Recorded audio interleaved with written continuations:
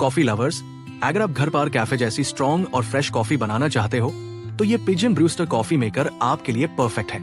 इसमें है 600 वॉट का पावरफुल हीटिंग प्लेट जो सिर्फ कुछ हाई मिनट में 4 कप्स कॉफी तैयार कर देता है। इसका 600 millilitre capacity, advance brewing technology, mesh filter और एंटी ड्रिप मैकेनिज्म इसे और भी स्पेशल बनाता है। स्टाइलिश ब्लैक डिजाइन और इजी बटन कंट्रोल्स के साथ ये मशीन हर मॉडर्न किचन के लिए बेस्ट है। और हाँ, ये सब कुछ मिलता है सिर्फ 1500 रुपए के अंदर। तो अगर आपको वीडियो पसंद आए, लाइक करें और ऐसे हाई ऑनेस्ट रिव्यूज के लिए चैनल को सब्सक्राइब करना ना भूलें। प्रोडक्ट का लिंक नीचे डिस्क्रिप्शन में है।